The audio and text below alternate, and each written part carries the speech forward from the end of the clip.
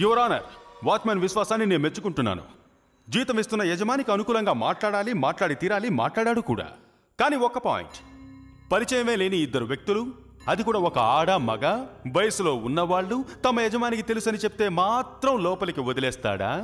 దానికి ఒక గ్యారంటీ, అనుమతి పత్రం అలాంటివేమీ అక్కర్లేదా? అలా ఎవరికి పడితే వాళ్ళు వెళ్ళిపోతుంటే చూస్తూ ఊరుకోవడానికి ఇతను చేసేది వాచ్మెన్ ఉద్యోగమా లేక ఇంకేదైనా ఉద్యోగమా? మిస్టర్ ధనకోటి గారి బంగళా అతిథులకు గెస్ట్ హౌసా లేక అలాంటి వాళ్లకు రెస్ట్ హౌసా? Well done Vishwanath. Your honour, ఇప్పుడు మీరు చూసింది ఒక మనిషిలోని మంచితనాన్ని, గొప్పతనాన్ని తెలియజేసే ఒక ట్రైలర్లా ఉందే కానీ అతనిలో ఉన్న అన్యాయాన్ని, అక్రమాన్ని, అసహ్యాన్ని తెలియజేసే ఎక్స్రే సినిమా లాలేదు. రుద్రాక్ష వేసిన వాళ్ళంతా స్వామీజీలు, పట్టు చీరలు కట్టిన వాళ్ళంతా పతివ్రతలు, అలా మనం డిసైడ్ అయిపోతామా ఏంటి? అస్సలు కాము. ఇప్పుడు మనం చూసిన వీడియో నేరం మోపబడిన వ్యక్తి యొక్క ఒక మంచి గుణానికి కాంటాక్ట్ సర్టిఫికెట్ అని ఈ కోర్టు నమ్ముతోంది, అంతే కదా? జగన్ కల్పనని హత్య చేయలేదనడానికి ప్రాసిక్యూషన్ వాళ్ళు ప్రవేశపెట్టిన సాక్ష్యం ఈ వీడియో, అంతే కదా ఈశ్వర్ గారు? This is also an important evidence. లేకపోతే నేను ఎందుకు చూపిస్తాను ఇక్కడ? Thank you mister Eshwar. Your honour, నేను ఆ వీడియోని ఇంకోసారి చూడాలి. Hope you will allow. ఆ వీడియోలో చూడడానికి ఏముంది మిస్టర్ విశ్వనాథ్? వాళ్ళకు ఆధారమైన ఆ వీడియోలో నాకు అపురూపంగా ఒక పాయింట్ దొరికింది your honour.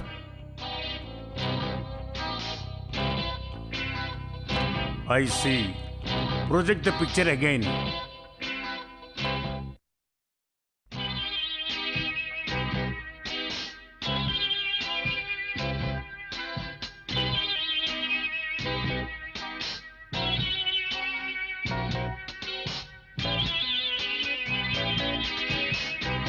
Freeze it. Show it in slow motion.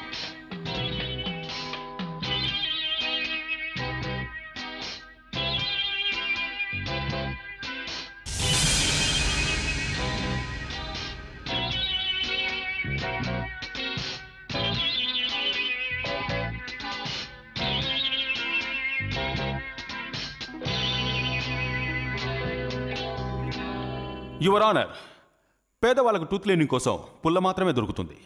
కానీ కొంతమంది ధనవంతులు వెండి కమ్మితో టూత్ క్లీన్ చేసుకుంటారు. ఇకపోతే మిస్టర్ జగన్కి దంతక్షయం ఉండడం వల్ల పర్మనెంట్గా అతని షర్ట్ యొక్క కాలర్లో వెండి కమ్మిని ఉంచడం కోసం సపరేట్గా ఒక ప్లేసే ఉంది.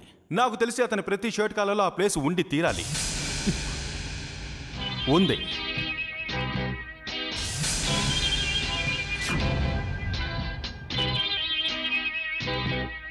కల్పనని హత్య చేసే సమయంలో జగన్ వేసుకున్న ఈ షర్ట్ కాలర్లో కూడా కమ్మి పెట్టడానికి సపరేట్ ప్లేస్ ఉంది.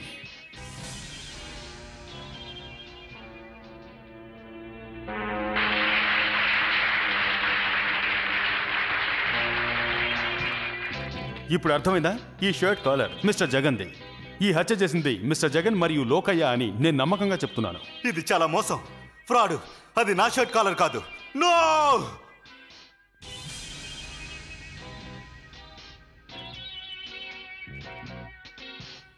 ఎదురు చూడని విధంగా ఈ కేసు మలుపు తిరిగింది కనుక ఈ విచారణ వాయిదా వేస్తున్నాం.